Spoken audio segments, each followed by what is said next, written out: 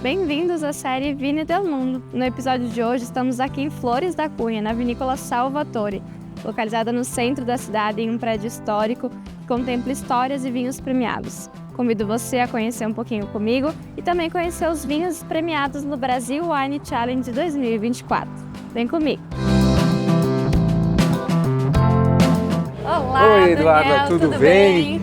Que prazer, tudo bom? Prazer é nosso, obrigada por nos receber aqui. Imagina! Nessa casa, nesse prédio histórico. Nós que temos um prazer imenso em recebê-los aqui. Muito obrigado pela visita. Vamos entrar, Por conhecer favor, um pouquinho. Fique à vontade. Sejam bem-vindos. Somos recepcionados por uma história aqui, né? É. A gente entra, sente o clima da história, o clima do vinho. Exato, Conta exato. pra gente um pouquinho dessa história da vinícola, da família. Exato, exato. A gente está aqui, eu acho que na casa mais antiga da cidade, em plena performance, restaurada. Um prédio de 1911 que nós conseguimos manter boa parte da estrutura, da arquitetura antiga, né? No seu grande modo de ver, a estrutura original do prédio. Então, começa pelo meu pai, um enólogo com mais de 50 anos de experiência, queria ter a própria vinícola e hoje a gente não sabe quem foi o sortudo. O prédio que encontrou alguém que gosta de restauração ou o contrário, a pessoa que encontrou o prédio para restaurar. Então, aqui está a Casa da Vinícola, um prédio que foi restaurado durante 10 anos e que abriga todo o nosso processo, o nosso enoturismo, processo de vinificação, tudo acontece aqui dentro agora. Sim, bacana. E hoje vocês estão aqui, como tu comentou, tem todo o processo. Aqui daqui a pouco a gente vai poder conhecer um pouquinho dessa recepção da uva, né? A gente está em plena vindima. Mas aqui a gente também está vendo que o pessoal está recebendo o enoturismo. Vocês estão abertos com os produtos aqui, né? Restaurar a casa no centro da cidade foi o indício de que queríamos abrir para o enoturismo. Então o foco central foi isso. No ano de 98, quando meu pai compra esse prédio, ele consegue fazer a cidadania italiana da família e ele começa a empreender a vinícola focada em enoturismo, mas também com o processo de vinificação aqui dentro. Nós estávamos conversando, né, em off antes, sobre a história do teu pai, que nasceu de um sonho de um enólogo. Conta pra gente, ele estudou, era aqui de Flores, veio pra cá, como é que foi esse processo para investir num sonho? Antigamente as famílias não tinham muitos recursos, você ia estudar com os padres, né? Normalmente era onde você tinha a educação. E a escola que abrigou meu pai era a escola de Bento Gonçalves, a escola de enologia. E isso foi por volta de 1970, se não me falha a memória, mas ele já vai completar este ano 52 safras de uva da vida dele. Então, na metade dessa etapa é que ele decidiu ter a própria vinícola. Ele trabalhava com assessoria técnica, ainda trabalha, mas o foco era ter a própria vinícola. E aqui começou o sonho de ter a própria casa, fazer os próprios vinhos. E hoje não se fala em aposentadoria, né? Não se toca nesse assunto, em hipótese nenhuma. Safras, suas vindimas, o foco dele é continuar tocando Exato, qualidade. ele é a têmpera exata do momento certo de cada produto. Que bacana. Vamos conhecer um pouquinho, vamos dar uma volta, vai nos contando um pouquinho o que nós temos aqui de resquícios do antigo prédio, sobre um pouquinho mais da vinícola. Então, aqui para falar de resgate histórico é importante nós lembrarmos, né, da riqueza arquitetônica de um prédio que abrigou um moinho de trigo e milho. Teve essa fundação lá no ano de 1911 e parte para nós como uma história narrada. Nós não temos a história no papel documentada. As famílias antigas contam para nós o que havia nesse prédio, né? Que funcionou como um moinho até o ano de 1928 e depois o então proprietário, o Sr. Joaquim Mascarello, primeiro prefeito de Flores da Cunha, ele doa esse prédio para o município e logo após veio a se tornar uma das unidades da Companhia Vinícola Riograndense. E depois o processo falimentar do prédio seguiu como as outras unidades e essa unidade, quem compra foi a família do meu pai. Meu pai comprou o prédio. E logo nasceu esse sonho e assim fomos seguindo nessa história, né? E aí a recuperação arquitetônica, a restauração do prédio, ela se dá com uma amiga da família, uma decoradora, uma designer de interiores, que ajudou nesse processo entre o que fazer, resgatar, o que usar na decoração. Uma das grandes características dessa obra de restauração é que nós não contamos com mão de obra especializada. Nós descobrimos com o passar dos anos que não havia restauradores para peças grandes. Para utensílios, quadros, encontramos, mas para prédio não. Então nós tivemos que educar o pedreiro, o eletricista, o encanador a fazer acontecer a restauração pensando no embelezamento, não na funcionalidade apenas. Então, nós educamos o pedreiro a fazer os pequenos detalhes, o eletricista a tomar cuidado com os fios e tudo mais. Então, nós criamos os próprios restauradores, que hoje são grandes amigos da família. Eu chamo de grandes artesões, porque fazer a restauração como eles fizeram durante 10 anos, eu digo que é uma obra de arte. A gente sabe que tem que ter um cuidado, né? Não é simplesmente chegar reformando, botar pra... Não é bem assim. A gente tem... Cada pedra conta uma história. Exatamente. E a gente vai fazer... Vocês fizeram essas pedras se tornarem a história da família também. E aqui a gente vê que também cada garrafa vai nos contar essa história. Com certeza, é o que a gente quer. É isso aí. Aqui assim eu tô vendo que tem uns tanques de inox. Exatamente. Essa é a produção de vocês. Aqui é onde nós temos, porque aqui a gente vai ver que tem, na recepção da vinícola, quando nós chegamos já no hall de entrada, o primeiro impacto é para nós, no enoturismo, para nós enólogos ela é muito funcional, mas no enoturismo a gente tem o que foi e o que é. A parte dos antigos fooders e tanques de madeira, com a parte de inox que traz para nós a evolução. Eu diria que a gente não pode esquecer como começou. Então, há o encantamento para o turista saber que ainda existe, embora nós não utilizamos, mas a representação física de como era. Né? E agora, óbvio, a gente tem toda a parte das barricas, a parte de maturação e envelhecimento dos vinhos. Tudo acontece nessa parte porque o prédio nos deu um presente no decorrer da restauração. Ele tem a condição ideal de envelhecimento e maturação dos vinhos em barril. Nós conseguimos, com umidade e temperatura natural e típica do prédio, o ano todo, a condição ideal para a maturação dos vinhos em barrica. Nós não temos oscilação, não temos amplitude térmica, tudo favorece ao longo e correto envelhecimento. Então nós escolhemos essa parte da vinícola para não interferirmos no processo. Que bacana, pessoal. Então, como a gente estava conversando, tem esse acesso ao método antigo, vamos assim dizer, e ao novo, tanto um lado quanto do outro. Exato, né? exato. É uma experiência enoturística que a gente aproxima. Para nós da região é muito simples. Mas para quem muito vem, fácil, a gente exato, acha que todo mundo isso sabe. É normal. É isso mas aí. quando a gente lidar com recebe turistas de todos os estados do Brasil hoje, você vê no semblante a surpresa de encontrar o que eles viram em fotos, em livros ou revistas antigas. Então, para nós é gratificante e mantermos essa parte do enoturismo. Sim. Daniel, estávamos falando um pouquinho dessa produção, né? A gente sabe que está em plena safra 2025. Vamos conhecer um pouquinho desse Claro, processo? vamos ver onde todo o processo Vamos acontece. Mesmo que seja uma vinícola pequena, né? Todo o processo ocorre aqui nessa sede. Então, desde a recepção das uvas até toda a parte de engarrafamento, tudo acontece na nossa unidade. Então, essa questão de nós sermos o que o mundo nos chama de vinícola urbana, nos impõe algumas condições, alguns limites, né? E a gente acaba se adaptando. Óbvio que uma delas é a produção em baixa escala, isso porque nós estamos focados em produção de pequenas parcelas, de uvas típicas da Serra Gaúcha, tentando cada vez mais fomentar essa nossa condição, essa característica, né? Por vezes me ocorre sempre de dizer a palavra terroir. Eu acho que terroir é um envolvimento maior e nós estamos descobrindo o nosso segredo. Então eu digo que a gente quer é manter o que é nosso da nossa região. Provei um vinho da Serra Gaúcha. De Flores da Cunha.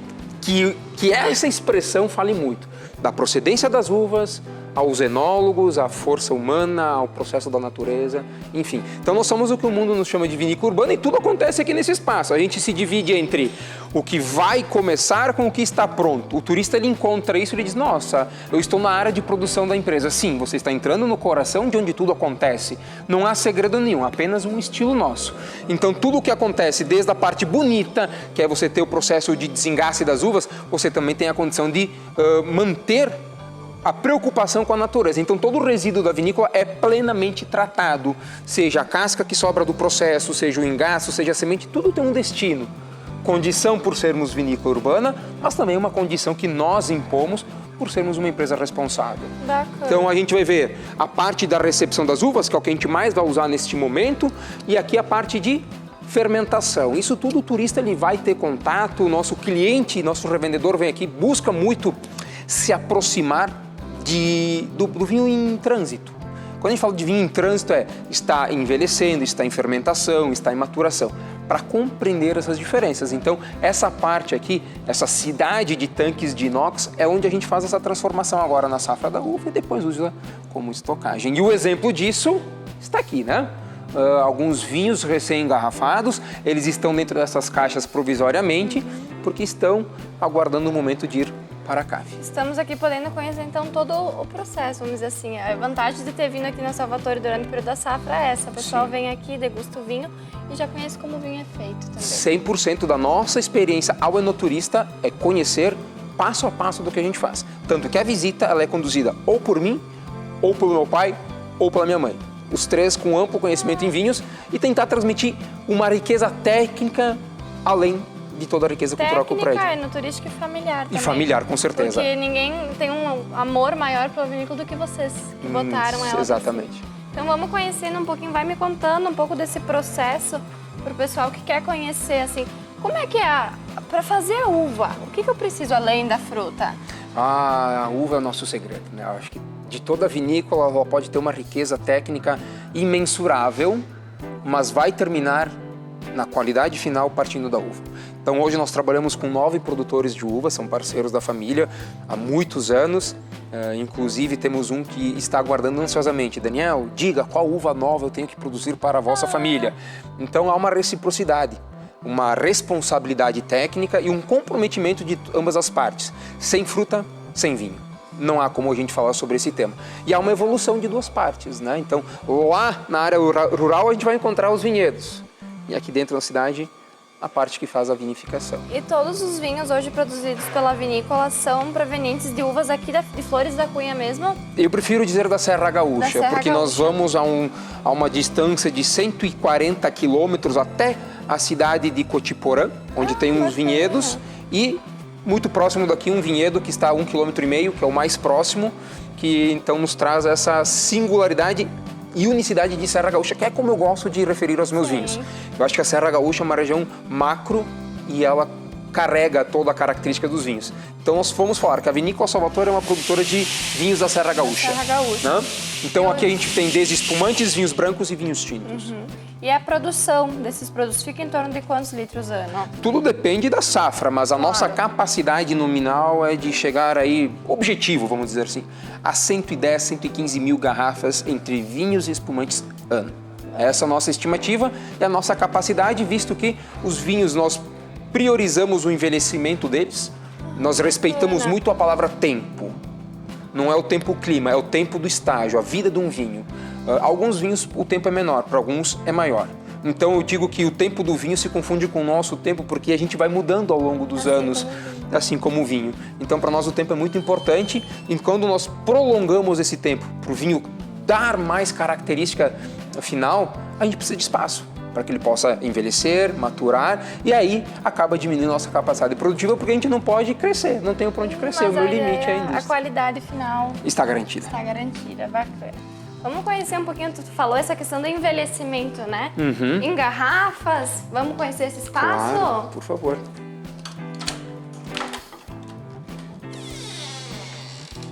A gente já vai entrando, já vai sentindo a temperatura mudando, já vamos sentindo um climinha gostoso. Assim como em toda a vinícola, né? Isso se deve muito ao fato do prédio ser histórico também, Daniel. Exato. Um ponto-chave do nosso prédio é essa condição de temperatura que ele nos dá, ele nos favorece. Então, nós temos uma temperatura com baixa oscilação, baixa amplitude térmica e uma temperatura menor. Então, isso para envelhecimento do vinho é ideal. O vinho não gosta de calor. Também não gosta de frios extremos, então nós temos a condição para o vinho envelhecer. E aqui na cave, onde nós temos o espaço de maturação dos vinhos, estágio final, antes de ir para o consumidor, o vinho entra na cave e ele fica no mínimo 12 meses em envelhecimento, para depois então sim a gente poder lançar ele ao mercado. Então nós falamos que em média os nossos vinhos levam de 3 a 5 anos para ir ao mercado, dependendo da safra e dependendo do produto. E hoje, falando um pouco desse consumidor da vinícola, vocês têm um pouco mais do B2B, B2C. Hoje o foco da vinícola é para consumidor final? Como é que está distribuída? Nós estamos numa fase muito interessante, porque nós lançamos alguns vinhos novos e gerou muita procura, muita demanda. Então nós estamos ainda tentando mensurar qual é a percentagem ou percentual de clientes consumidores finais e revendedores, porque estamos numa fase de crescimento positivo. Assim como o vinho brasileiro cresce de forma geral, nós também estamos surfando essa onda. Notamos um acréscimo no enoturismo, uma pequena diminuição pelos fatos ocorridos recentemente em termos de deslocamento, mas um crescimento de enoturista muito interessado em fazer o que acontecia há muitos anos atrás, que era fidelizar a marca. Nós encontramos um enoturista, um consumidor que está voltando a se fidelizar. Então o B2C acaba crescendo gradativamente porque há uma manutenção desse consumo, não há reconquista. Então hoje sim a vinícola está focando um pouquinho mais de esforço comercial em atender todo o seu consumidor via internet ou via presencial para a gente poder fazer a venda. Mas que bacana ver essa mudança no consumidor brasileiro, inclusive que está valorizando o vinho brasileiro, está conhecendo, porque na verdade não é nem valorizando, às vezes era desconhecido. Exatamente. Então como tu vê esse movimento? Tu acredita que quanto tempo ainda para o brasileiro entender a qualidade do vinho? Esse tempo eu não sei se a gente vai ser assertivo, mas o crescimento é exponencial. Se nós tínhamos uma pessoa, aquela onda de boa energia sobre a qualidade do vinho, sobre a modernização vinícola, isso leva para o consumidor o que faltou alguns anos atrás, que era a segurança. O consumidor está seguro de que ele está tomando uma bebida boa, de referência, de qualidade, com procedência, com técnica, e isso leva para o consumidor a palavra segurança. E depois ele acaba criando então a afeição, o amor, ele se identifica com o vinho brasileiro e se cria aquele elo infindável, torço que assim seja, de boas relações comerciais, né? E o consumidor ele está levando para frente essa ideia. Eu acho bacana, é bonito acompanhar esse movimento, né? É bonito a gente ver o crescimento desse consumo. Exatamente. E a gente vê que a Salvatore está empenhada nisso também. Sim, a gente está aqui dentro para ver como é bom a gente falar com o turista, né? E ele compreender o vinho ao tempo. A gente deixa as plaquinhas, as safras expostas, aí começa aquela indagação 2020, 2023, aí ele começa a encontrar safras 2012, 2005 e vem aquela pergunta, né? Daniel, que vinho está ali dentro? Então a gente começa a falar, o vinho, alguns 2 ou 3 anos, ele chegou no seu ápice. Nós temos a prova material de que vinho brasileiro pode envelhecer muito bem, ele pode perdurar ao tempo, ele pode chegar a outros patamares desde que a gente consiga respeitar a sua condição. E a Serra Gaúcha tem toda a condição para vinhos velhos. Velhos sem medo de dizer, porque são vinhos de 15, 20 anos de idade já. Já são bons velhinhos, né? E aqui a gente tá vendo um pouquinho desse exemplo. Exatamente. Esse foi uma grande história, um fato importante para a vinícola, o Gran Bacco, que é o nosso grande vinho. Nós só vinificamos ele em grandes safras, 2012, primeiro foi 2005, 2020 e 22 que vai vir para cá agora. E teve um fato muito curioso com essa marca, com esse produto nosso. E então hoje ele se tornou nosso carro-chefe. Ele tem uma característica que todas as rolhas são numeradas. Eu não encontrei referências de que haja outro produto no mundo que faça isso. Então nós temos um número, as rolhas são numeradas manualmente e cada garrafa vendida nós registramos num grande livro quem comprou. Então, se formos falar de rastreabilidade, eu sei obviamente de qual vinhedo e que dia foi colhido, até o momento que uma garrafa foi vendida, para quem e quando. Então, é uma forma de nós garantirmos a safra, a idoneidade, a procedência e dar um pouquinho mais de exclusividade para o nosso carro-chefe. Com certeza, que bacana isso, conhecer um pouquinho mais, que cuidado que a gente vê com o vinho, né? Afinal, é um vinho de 2012, vamos ter daqui alguns anos, vamos assim dizer, 2022, tu comentou. Exatamente, que vai precisar de 2 anos aqui dentro para ir ao mercado. E tivemos antes de 2012, você comentou 2005. Sim, só fizemos 4 safras dele. Conseguimos 2 safras, 2020 e 2022 em sequência, justamente por causa de um vinhedo novo. Um vinhedo que foi implementado em 2018, com técnicas de manejo mais modernas. O vinhedo se mostrou mais íntegro, mais intenso no seu fruto final e conseguiu, né, nos permitiu um vinho de excelência em 2 safras quase que consecutivas. Onde nós estávamos passando bons anos sem tê-lo, conseguimos em 2 safras consecutivas. E em 2025... Como é que está a pretensão esse ano? Como é que está a ideia da safra? Vamos deixar essa resposta com reticências, porque está acontecendo. Então... Mas o que aconteceu, o que nós vinificamos até agora, algo sublime. Não há outra palavra para definir a safra. Estamos aí há poucos 20 dias de safra apenas, sublime. Acho que teremos, né, pelas previsões, mais uma grande safra brasileira de referência. Uau, coisa boa ouvir isso. Muito Depois bom. do que o Rio Grande do Sul, que a Serra Gaúcha passou. Nós precisamos de um ânimo. Sim, de todas as formas, é um grande ânimo para o produtor, para a região, em termos de economia macro, né? Vamos conhecer aqui, a gente está vendo um pouquinho sobre os vinhos, né? Exatamente. Mas comentamos que também temos espumantes. Exato. Eles ficam aqui pertinho, né? Lançamos há poucos dias o nosso primeiro Champenoise, uma parte que a vinícola sempre quis fazer, elaborar o seu primeiro espumante pelo método Champenoise, e aos poucos isso foi tomando forma. Precisávamos então começar por uma boa matéria-prima. Precisávamos de uma boa fruta e um produtor, então ele compreendeu qual era o tamanho dessa necessidade e procuramos na uva Chardonnay para a nossa região da Serra Gaúcha uma condição que nos levasse a esse patamar. E isso foi um trabalho de 5 anos de desenvolvimento e aqui então nós já estamos diante do primeiro lote de Champenoise, 100% Chardonnay, com uma característica que nós impomos. Aí então o estilo da enologia de pai e filho. Não lançar um espumante com menos de 24 meses de autólise. Essa era a nossa demanda inicial, nunca abrimos mão, nunca negociamos este prazo e alguns colegas nos perguntam, mas vocês degustaram se o espumante ficou bom com 24 meses? E a resposta é não. Havia sim algumas avaliações técnicas, mas em nenhum momento nós julgamos isso. E para nossa grata surpresa, lançamos há poucos dias e esse período de 24 meses fez grande diferença, porque leva um espumante mais maduro, sem perder delicadeza, e ele mostra que o tempo foi essencial para um grande espumante pelo método Champenoise. Então aqui nós estamos diante dos últimos lotes do nosso Safra 2022, que foi lançado agora com 24 meses de autólise. Já está disponível então para o consumidor? Já temos à disposição, vai entrar na degustação em breve e todo consumidor vai ter acesso a ele. Bacana, conhecer um pouquinho o que 24 meses podem gerar no espumante. É magia. É magia. O tempo faz magia no mundo do vinho. Que bacana. É muito bom isso. Você vê o tempo agindo sobre aquele fruto que você imagina que assim resultará. Eu não durmo tranquilo, porque eu não posso fazer mais nada. Depois que a gente coloca nas garrafas, depois que a tampinha ela é colocada, a segunda fermentação começa e eu não posso fazer mais nada, a não ser esperar. Ou seja, o meu trabalho foi até esse momento. Agora é o processo. É a forma como o espumante toma vida que vai acontecer. Se até aqui eu seguir à risca todos os meus preceitos enológicos, daqui para frente o resultado será positivo também. Mas definir 24 é um pouco da força da natureza que dá para nós esses frutos. Dependemos muito dela, né? Sem dúvida todo nenhuma. O processo, desde nos parreiras, principalmente nos parreirais, eu diria, Sim, né? Mas sim. Todo esse processo a gente vê que a gente demanda e precisa dela. Com certeza. Bacana.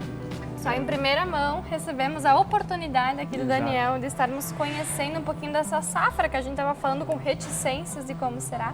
Queremos conhecer um pouquinho desse espumante, é base, né? É o base Chardonnay. para espumante. Então vamos conhecer um pouquinho das nossas primeiras impressões para essa exclusividade que a gente está podendo ter. Olha a impressão, a gente vê realmente essa cor curva, né? Daniel, por favor, me acompanha.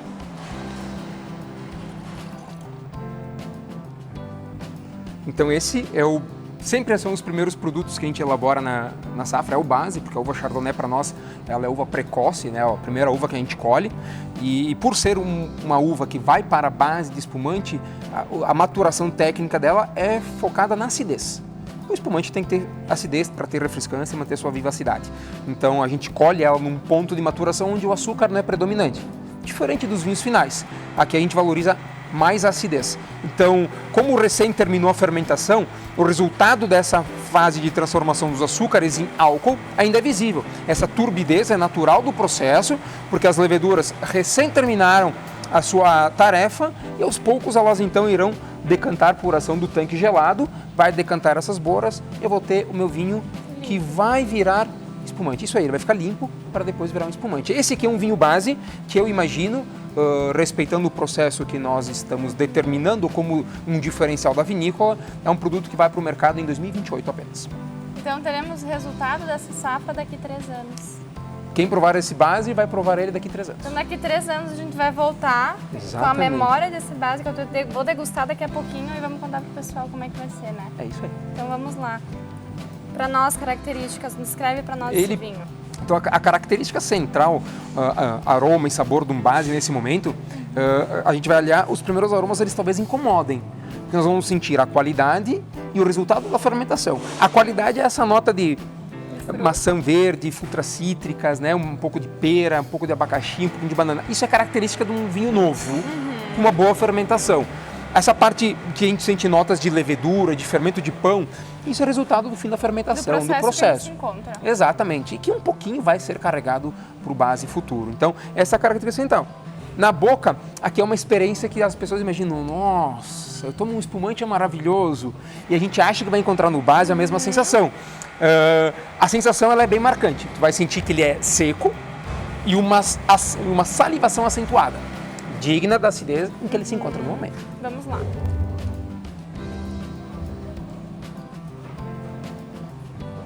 Nota como é uma acidez bem... A boca seca no primeiro momento e depois... começa a salivar. A salivação é grande, então mostra a acidez do produto para dar vida para o espumante, mas o retrogosto... Mas a gente já sente essas frutas que nós mencionamos, a gente já vê em boca que a gente vai sentir mais presente ainda no final.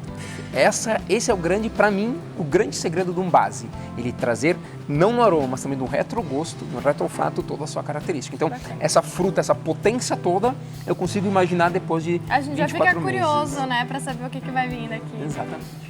Então, estava nos mostrando, perdão de cortar, um pouquinho desse processo, exato, né, Daniel? Exato. A gente não consegue encontrar ali dentro do tanque o que acontece.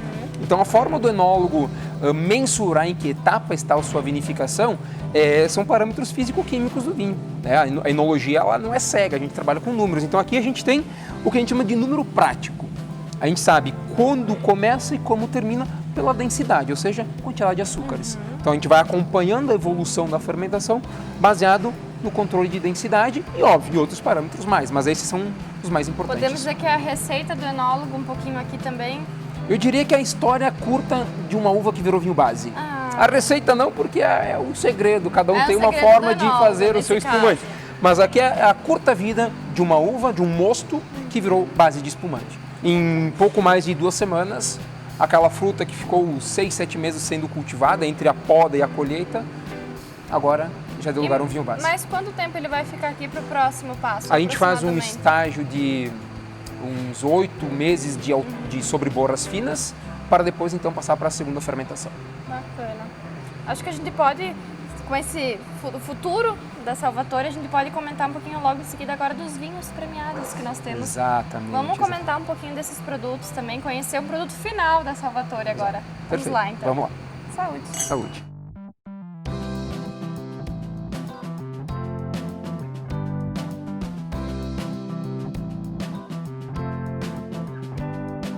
Daniel, acabamos de degustar então base do que viremos a ter em 2028 aproximadamente. E nós temos aqui em mão em 2022 da mesma uva. Do mesmo vinhedo, feito pelo mesmo vinhateiro, pelos mesmos enólogos. Estamos seguindo um pouquinho, acelerando um pouco a vida de um espumante. Passamos ali pela recepção, vimos um vinho base, como ele toma, vimos a parte dos pupitres, onde o espumante está descansando para a sua autólise de 24 meses. E aqui agora nós estamos então degustando o espumante safra 2020, a safra dele é 2022, 24 meses e o estágio final. Bacana. Vamos sentir ele então, vamos sentir um pouquinho desse vinho, né? Em nariz a gente vê realmente as características do Chardonnay, né?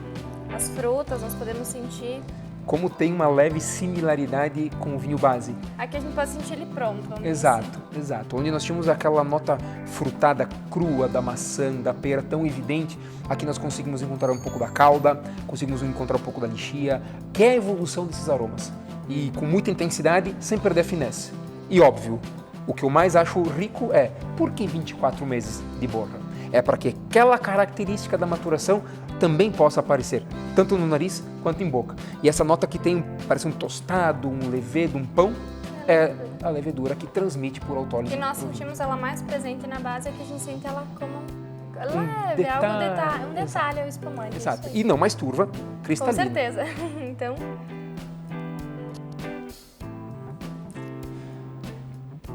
Essa é uma brut, então depois do estágio de autólise, então a gente faz o degorge e prepara ela para ser uma brut. Então a gente já sente a cremosidade.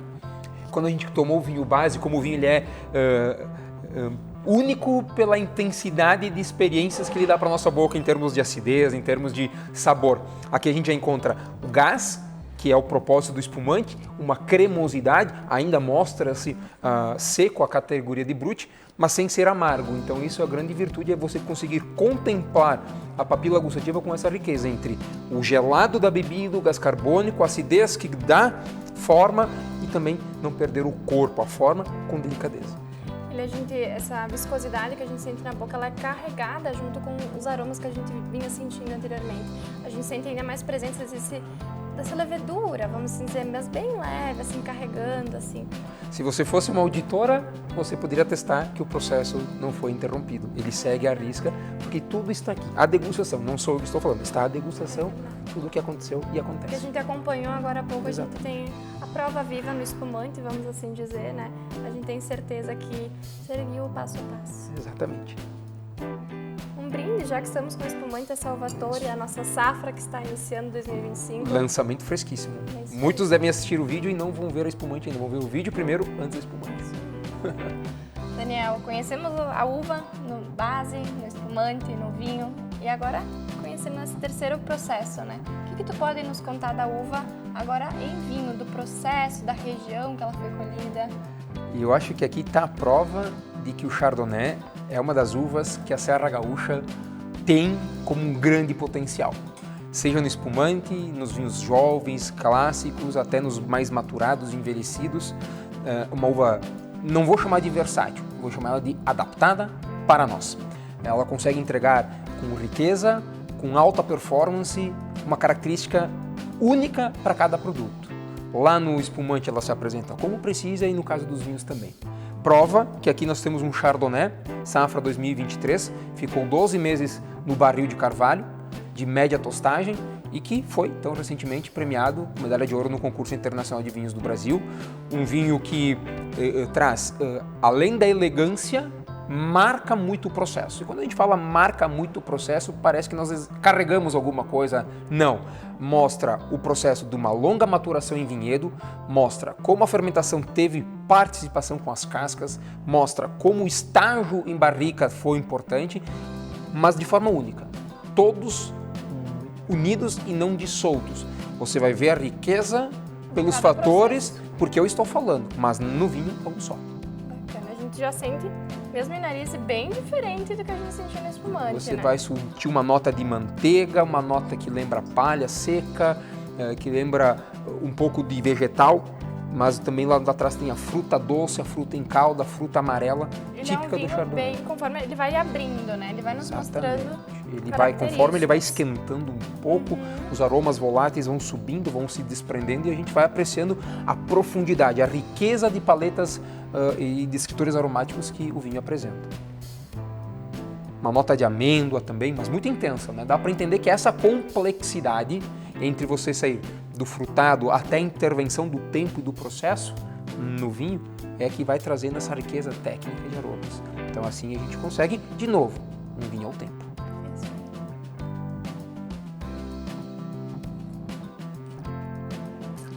Na boca, aquela untuosidade, Característica. a cremosidade, o equilíbrio. Bem cremoso.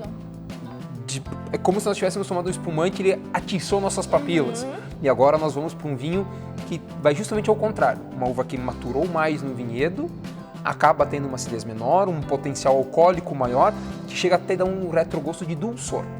Que em verdade é a cremosidade do vinho ao final do seu estágio. Um vinho completo, eu diria, né? Ele é bem completo, a gente sente ele, o que a gente sentiu, a gente sente em boca.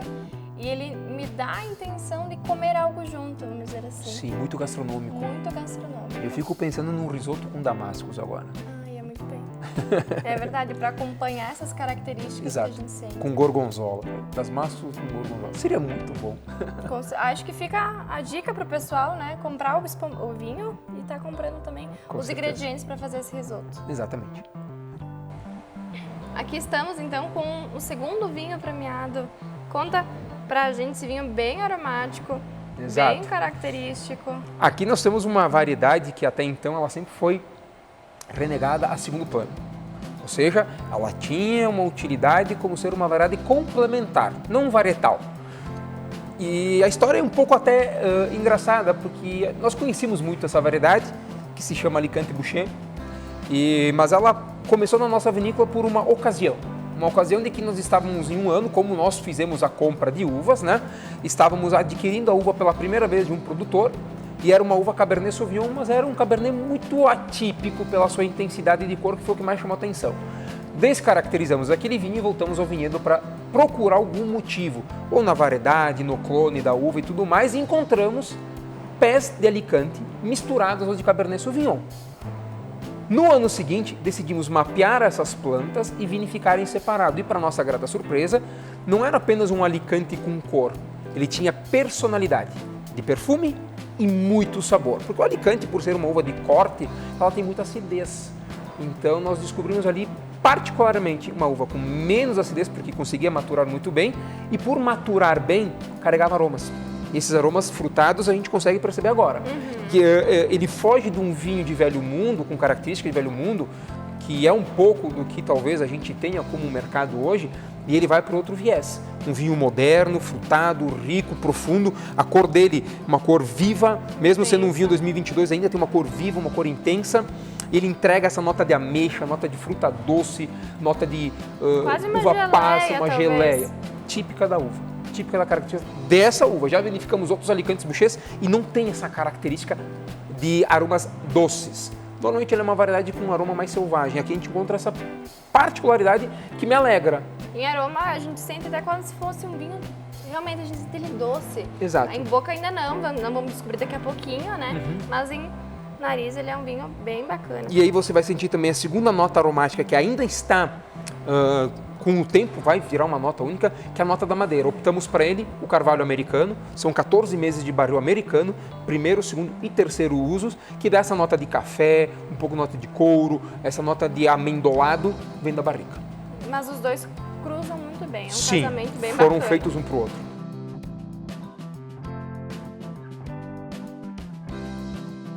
E na boca, bastante corpo, bastante austeridade, a acidez típica da variedade aparece, ela é marcante, o que torna o vinho mais gastronômico ainda, e ele é rico, ele é profundo. O tanino ainda em boa quantidade para envelhecer, mas é por isso que ele tem uma grande participação no mercado, pela facilidade de ser harmonizado gastronomicamente. Então, em todos os restaurantes que nós participamos, ele tem uma particularidade, com alguns cortes de alguns pratos, por causa dessa riqueza de boca que ele tem. Essa segunda nota que a gente sentiu em aroma do couro, aqui a gente sente ele um pouquinho mais acentuado, se aflorando na boca, né? Exatamente, vai sentir a nota do tempero, vai entrar um pouco de o típico nosso, que é o herbáceo, mas o herbáceo positivo, existe o herbáceo que eu considero não interessante, aqui tem o interessante, que é a nota dos temperos, que sobra em boca, e a gente imagina que ele vai entrar doce, ele entra bastante mineral, bastante crocante, que é uma expressão pouco usada no mundo do vinho, mas é essa sensação que dá, parece que a acidez quer brigar com o tanino, mas é que no fundo é a riqueza dele, é a característica central do Alicante, é dar essa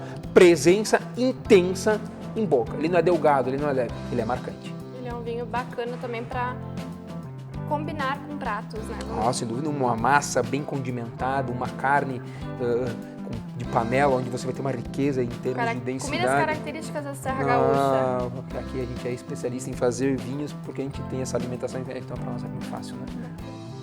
E aqui pertinho do vinho, a gente está vendo um livro. Um pouquinho a gente estava comentando antes sobre um produto que vocês anotam, né? Exatamente. Conta pra gente, mostra. Nós temos pra nós. um livro especial, de um vinho especial para nós, que quando nós lançamos ele, nós queríamos dar uma característica particular, ou seja, não apenas rastrear de onde veio as uvas, como foi vinificado. A nossa expectativa era poder também descobrir quem apreciou o vinho. E aqui, então, vem a história do Gran Baco, o grande vinho da família, onde nós registramos quem compra cada garrafa do vinho. Ou seja, eu sei que dia, da onde veio, como veio, até quem adquiriu. Uma forma de dar unicidade e um pouco de valor para o produto, de forma assim, não teve repeteco. É só esse lote e é assim que vai ser. Que bacana. E nós podemos conhecer esse vinho aqui, né? Olha, ele tem um rótulo muito bonito também. Ele é muito especial, então, para vinícola. Sim, é o nosso grande vinho. A gente viu na cave algumas safras dele. Essa é a safra 2020 e já está chegando ao seu final. A 2022 vai para o mercado daqui 2 anos apenas. Bacana. Que bom conhecer um pouquinho desse processo contigo, Daniel, um pouquinho dos vinhos. Esperamos que, como a gente comentou, seja uma safra de muito sucesso, que a Salvatore continue prosperando muito nesse mercado e trazendo contigo a história. O pessoal que vem aqui para conhecer pode conhecer um pouquinho dos objetos da família, conhecer essa história, se aprofundar ainda mais do vinho brasileiro e falar com pessoas ricas de conhecimento que é a tua família. Obrigada por abrir as portas e degustar comigo um pouquinho desses produtos. Eu que agradeço a oportunidade e viva o vinho brasileiro. Viva o vinho brasileiro.